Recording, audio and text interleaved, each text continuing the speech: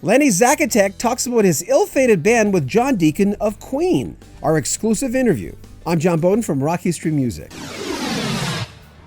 Lenny Zakatek was the second most used singer for the Alan Parsons Project. He sang I Wouldn't Want to Be Like You from I, Robot in 1977, Damned If I Do from Eve 2 years later, Games People Play from The Turn of a Friendly Card from 1980, and You're Gonna Get Your Fingers Burned from their biggest album, 1982's Eye in the Sky. That's just to name a few. The band used a lot of lead singers on every single project, but Lenny's 12 leads could fill up a whole album, and we're talking about a strong album with Alan Parsons songs. Do you remember the movie Biggles? Well, most people don't. It wasn't a hit. As a matter of fact, it was a huge flop. Some people say it's so bad, it's good. It was based on an old series of books, and then they added a time travel thing to it because Back to the Future was big, and somehow the whole movie really didn't work.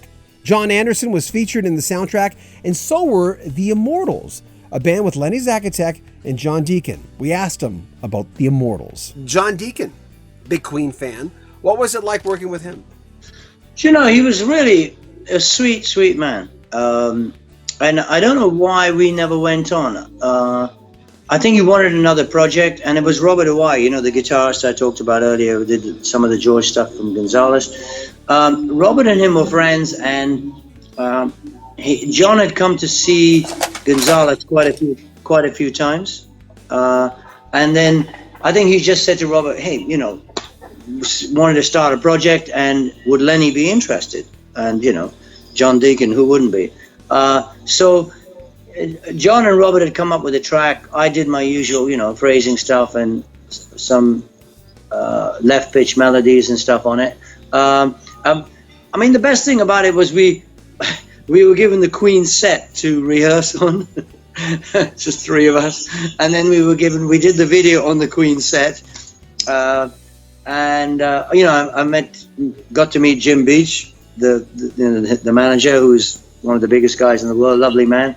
And yeah, we were just kind of, I think the reason we got on so well was because, you know, I wasn't like starry about him or what I did, or, you know, we were just guys that I respected him and he respected me. And, you know, we just to sit in the canteen and, you know, drink coffee and eat bloody bacon sandwiches, you know what I mean, sort of thing. So, and we didn't actually, I didn't actually ask him because I felt it was inappropriate, because he didn't look like, he was enjoying what we did, but he was pretty quiet. And we just thought that I'd get to know him better when we do the album, you know, because it was the Immortals, and it was on MCA, so that, you know, I'm hustling for the deals myself, and it was all done. I'm thinking, you know, this will be a good thing. We'll go on the road, write some more songs together.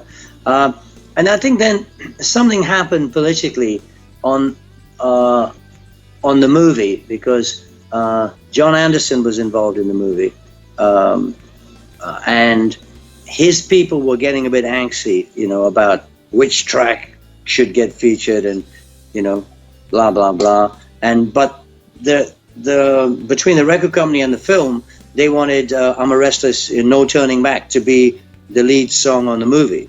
And we were, you know, it was a big deal. We were invited to the red carpet event at Leicester Square with Charles and Diana, and, you know, so yeah, we were, you know, we were rocking, man. So and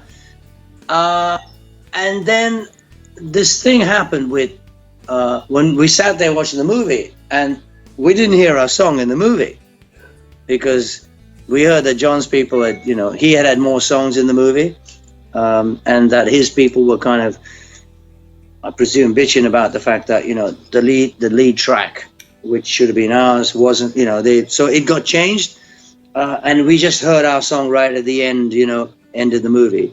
But then when the video came out to promote the single and the movie, it was our song, so it was confusing. And I don't know whether it was that, or whether I think his heart hasn't seemed to be in any form, shape, or music, you know, for a long, long time. And I don't know why that is.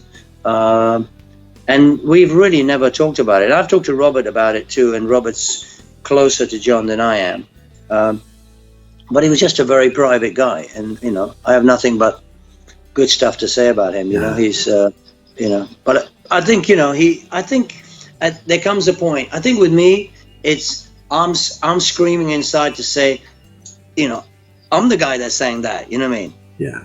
I'm the lead vocalist of the Alan Parsons Project, or I'm the lead vocalist of Gonzalez. So when they put Lenny Zakatek up on a billboard, they go, "Who is that?" You know what I mean? Then you got to put that shit underneath, that I did this and that. Whereas with John, he wrote the songs, and he can just sit back and say, Yeah. I wrote the songs. I'm still getting paid for it. Yeah. So with me, there's something screaming inside me to still be discovered. You know what I mean?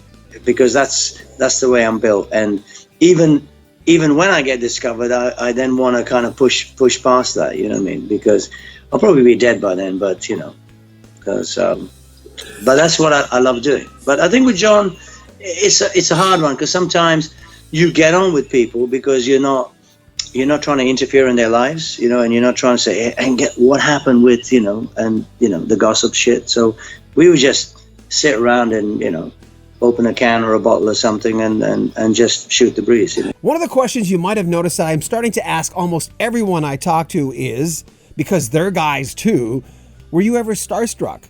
Did you ever walk into a room and look at someone and say, I can't believe that person's there? I mean, when I was with Hote at the Atlanta Olympics, backstage was Al Green, B.B. King, Pointer Sisters, Gloria Estefan, and a whole bunch of country stars.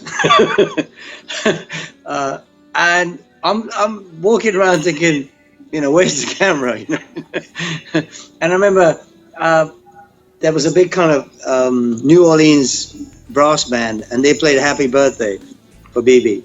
I don't know what age he was, but it sounded like I said, "Happy birthday, Mr. King."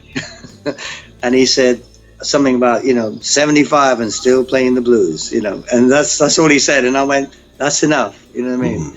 And I just shook his hand and thinking, but, in this day, it'd be the selfie, and it'd be this, it'd be that, you know what I mean? Can I get your number?